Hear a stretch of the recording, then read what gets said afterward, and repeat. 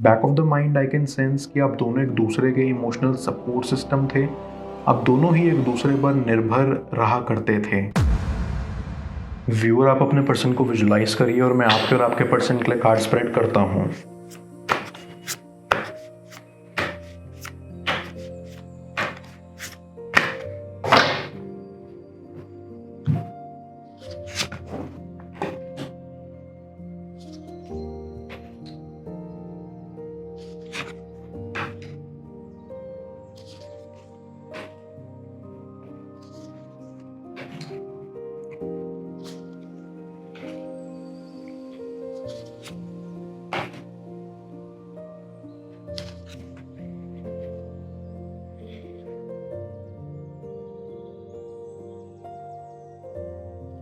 आई सी कि आप काफ़ी लंबे समय से अपने पर्सन के साथ थे।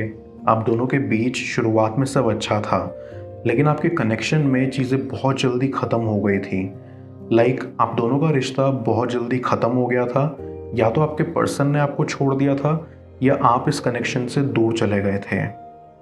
आई फील कि आपके पर्सन ने बहुत कोशिश की कि आपके बिना आगे बढ़ने की लाइफ में, लेकिन उनकी ये कोशिश नाकामयाब रही, क्योंकि वो अभी भी आपके साथ बिताए हुए पलों के बारे में सोचते रहते हैं। इट फील्स कि वो अपनी लाइफ में बहुत स्ट्रगल कर रहे हैं। उनको अपने करियर को लेकर भी इनसिक्योरिटी है।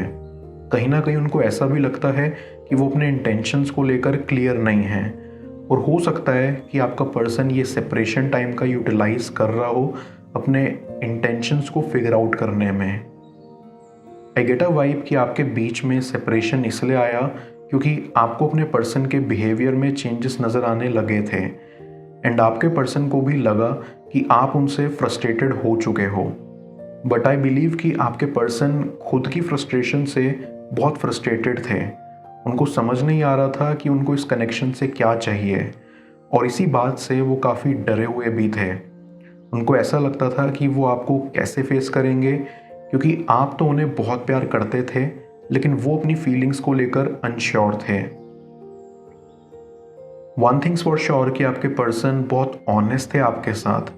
अगर वो अपनी फीलिंग्स को लेकर अनश्योर भी थे तो वो आपको बताते थे, और उनको ऐसा लगता है कि उनकी इस ऑनेस्टी की वजह से उनकी कई कनेक्शंस उनसे बिछड़ गए हैं।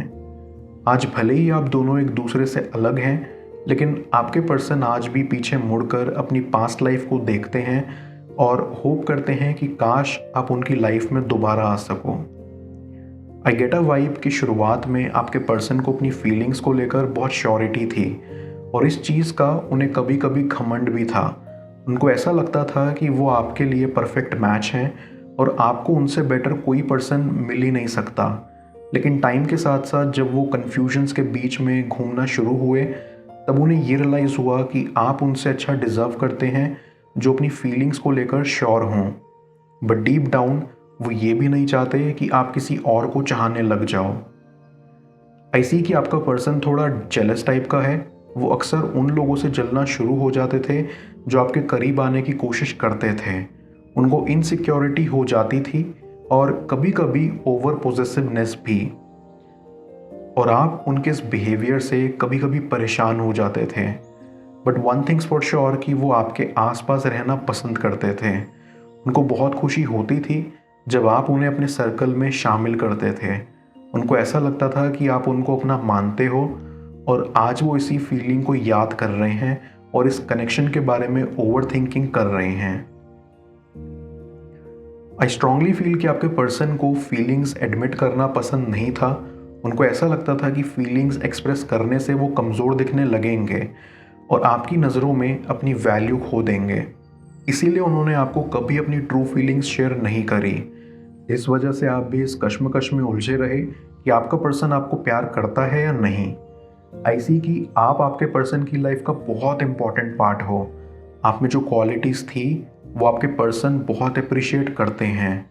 उनको ऐसा लगता है कि आप जैसा पर्सन उन्हें कभी नहीं मिलेगा। वो अक्सर आपको या आपकी परछाई को दूसरों में ढूंढने की कोशिश करते हैं, लेकिन हताश हो जाते हैं क्योंकि उनके अंदर आप नहीं दिखाई देते।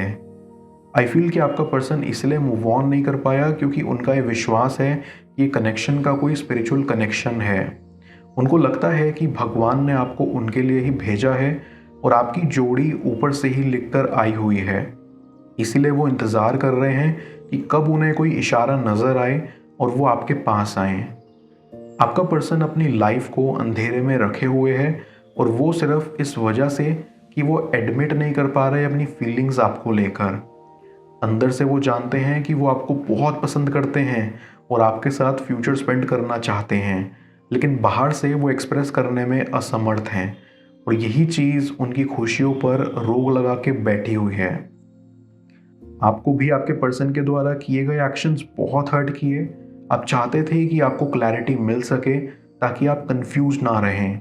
आप अपनी सेल्फ वर्थ भली भांति से जानते थे और इसलिए नहीं चाहते थे कि वो किसी भी प्रकार से घटे। मैं कार्ड्स को क्लैरिफाई करता हूँ। तब तक प्रॉपर एनर्जी एक्सचेंज के लिए इस रीडिंग को लाइक कर दें और पेड रीडिंग के लिए आप मुझे ऊपर दिख रहे व्हाट्सएप नंबर पर अप्रोच कर सकते हैं।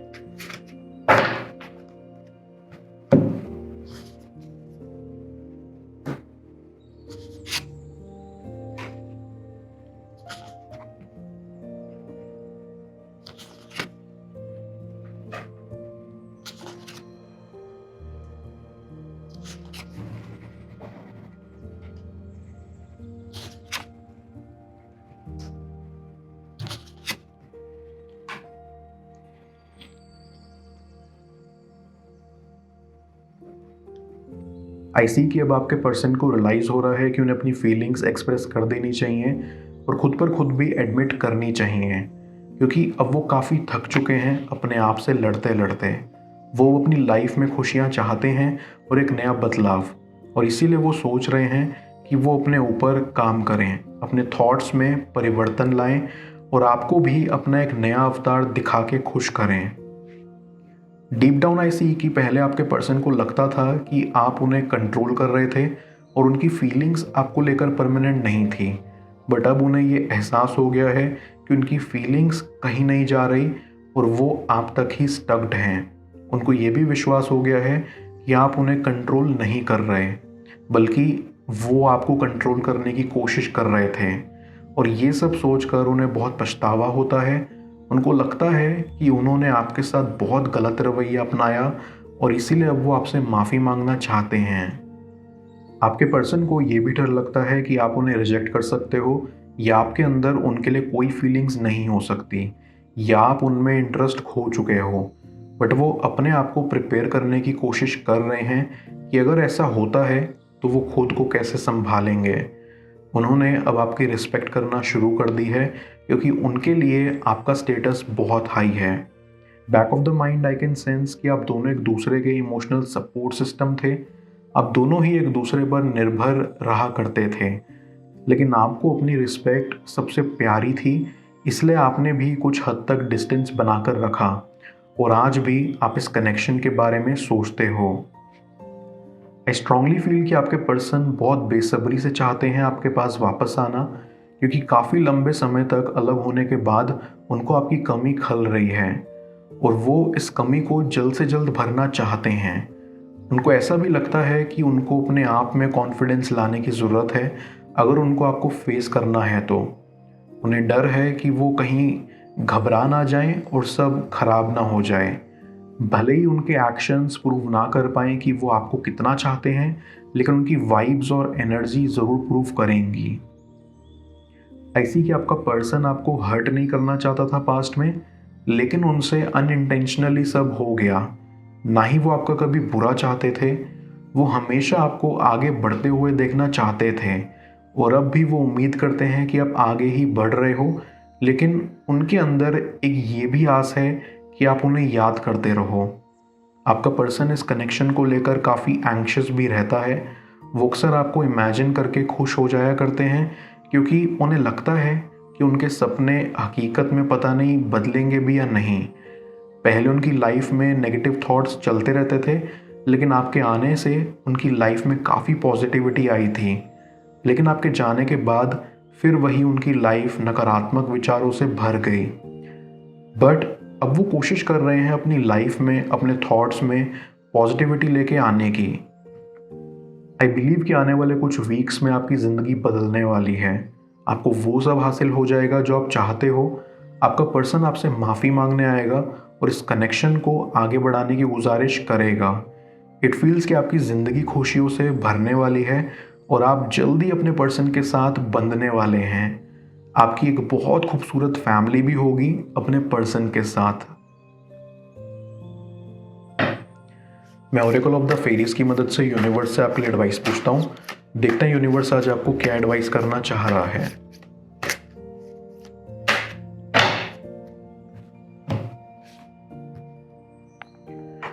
Come together.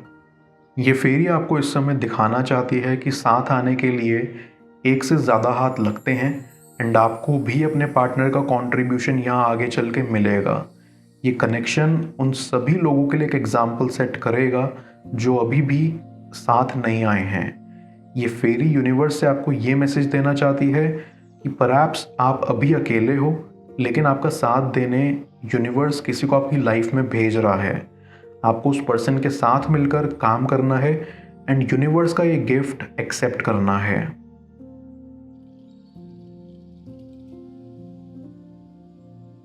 उनके मन में आपके लिए क्या है जाने स्क्रीन पर शो हो रही इस अगली टैरो रीड में।